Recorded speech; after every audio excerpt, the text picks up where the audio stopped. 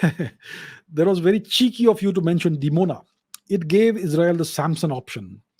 I want to ask you if the Vanunu episode was deliberate plan by the Mossad to make enemies of Israel nervous, or was it plain stupidity on his part? Hmm. So I had mentioned something about Israel a few episodes ago, and I took a detour on the map at Dimona. So let's do it again in case you're not aware of what this entire matter is. Let's go to the map. So what is Dimona? Where is Israel? Let's locate Israel. We know where India is. Let's go westwards, westwards, westwards.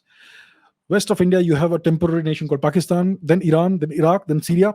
And west of Syria and Jordan, you have the small Eastern Mediterranean nation of Israel. So what is Dimona? Let's go to the actual satellite imagery. Where is Dimona? Where is Dimona? Okay, maybe it's not loading very quickly. So Dimona is near Beersheba. Here it is, Dimona, in the desert.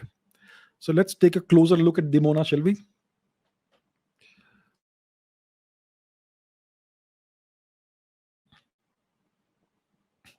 So this is the town of Dimona. Now there is something interesting nearby. Where is the nearby thing? Let's see. Maybe it's here. So what is this place?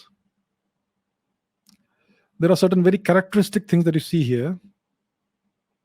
In one of these places, if you do some digging, you will find the telltale signs. Okay, this is not the place. This is a fertilizer plant, is it?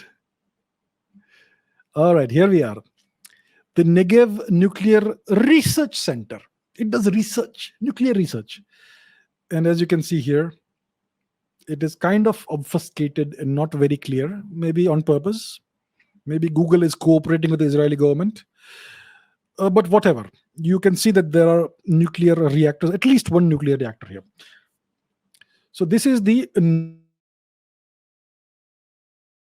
this is what gave Israel the Samson option, which means the nuclear option.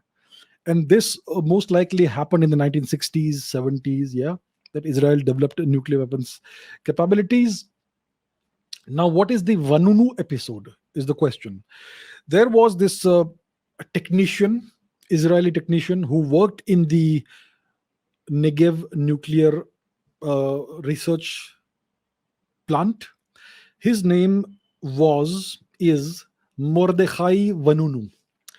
Let's take a look at what this gentleman looks like. Mordechai Vanunu. All right, let us put that on the screen. So this guy used to work there. He was not a scientist, he was a technician of some kind. And what this guy did is that he leaked in Israel's nuclear secrets. He took photographs surreptitiously, which is clearly, I would say, a breach of security. It is a lapse on the part of the Israeli government and the whoever was in charge of security there. And then he sold these photographs and the story to, I think, News of the World in the UK, if I am not mistaken. I may be wrong about that, but some publication in the UK. And then he was captured by the Israelis. He spent some years in jail, in prison. I think he spent time globe-trotting. He was in Australia for some time. He was in various parts of Europe. And then he was lured by the Israelis through the good old honey trap method. And he was captured. He was brought back to Israel. He spent a significant amount of time in prison. He converted to Christianity. He started calling himself David Crossman or something. Some Crossman thing was there, and so on. And now I think he lives in Israel. He's not allowed to leave the country. And yeah, so that's the story of Mordechai Vanunu. The Israelis consider him to be a traitor, and he may think of himself as something else, and so on. So that's how the world came to know about the fact that the Israelis had nuclear capabilities, and maybe they have a significantly non-trivial nuclear arsenal. Yeah. So the Israelis have neither confirmed nor denied the fact that the fact that they have nuclear weapons or not, but you can see that there is a nuclear power plant in this place, Dimona, right?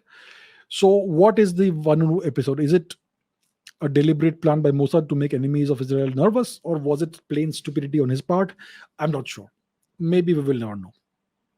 So one possibility, I mean, yeah, it's always good to let your enemies know that you have certain options. Yeah, it's always good to do that. So in that case, maybe it was deliberate, or maybe it was stupidity on his part, or maybe on the part of the Israeli government. So these are the various options, possibilities, scenarios. I don't know for sure, because hey, these are top secret matters.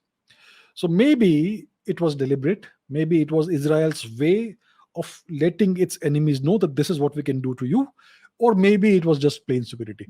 But I think it has served Israel well that its enemies know that it has nukes. So maybe it was deliberate. We don't know. Maybe they used somebody who was not very bright and used him in this manner, manipulated him into revealing secrets which they wanted to be revealed. That is a possibility, but we don't know for sure.